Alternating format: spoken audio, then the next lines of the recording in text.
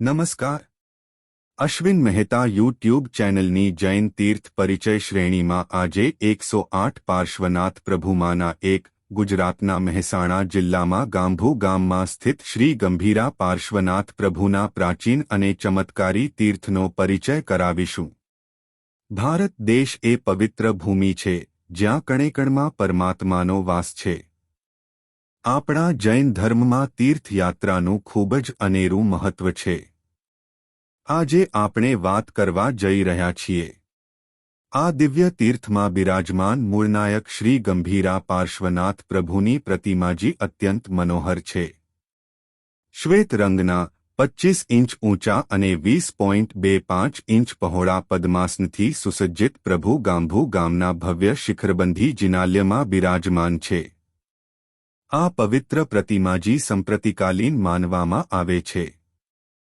પ્રભુના મુખમંડળ પરની શાંતિ અને કરુણા ભક્તોના હૃદયને અસીમ આનંદ આપે છે.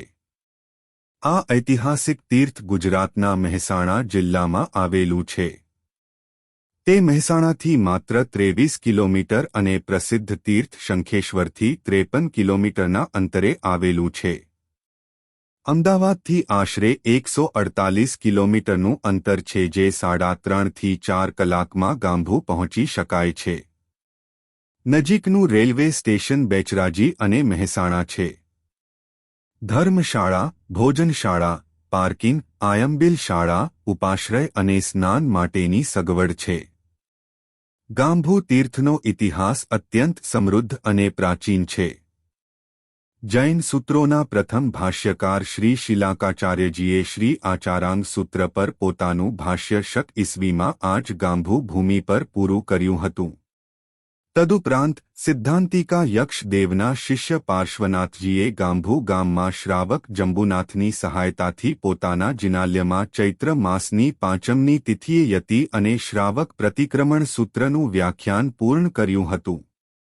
આ ઐતિહાસિક તથ્યો પરથી સ્પષ્ટ થાય છે કે વિક્રમ સંવતની 10મી સદીમાં ગાંભુમાં એક ભવ્ય જિનાલય અસ્તિત્વમાં હતું. ઇતિહાસના પાનાઓ તપાસતા જણાય છે કે આ ગામ પ્રસિદ્ધ પાટણ શહેર કરતાં પણ જૂનું છે.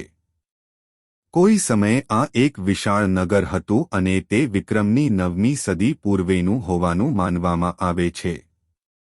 તેનું પ્રાચીન નામ ગંભીરા અથવા ગંભુતા હતું. શ્રી ગંભીરા પાર્શ્વનાથનું આ જિનાલય 2 માળનું એટલે કે 2 મંજિલા છે. તેની સ્થાપત્ય કલા અને નકશીકામ અત્યંત શાનદાર છે. વર્તમાન જિનાલયની સ્થાપના સંવત 1844માં થઈ હતી. તાજેતરમાં વર્ષ 2025માં આ જિનાલયનો જીર્ણોદ્ધાર કરવામાં આવ્યો છે, જેનાથી તેની ભવ્યતામાં ઓર વધારો થયો છે. અહીં દર વર્ષે મહાસુદ ચોથના દિવસે મોટો પ્રતિષ્ઠા દિવસ ઉજવવામાં આવે છે, જેમાં સમગ્ર ભારતમાંથી હજારો શ્રદ્ધાળુઓ ભાગ લેવા આવે છે. આ તીર્થ સાથે એક અદ્ભુત ચમત્કાર પણ જોડાયેલો છે.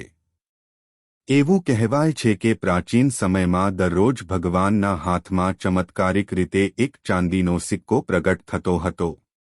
જ્યારે લોકોમાં આ વાતની ચર્ચા થવા લાગી ત્યારે સિક્કો દેખાવાનો બંધ થઈ ગયો.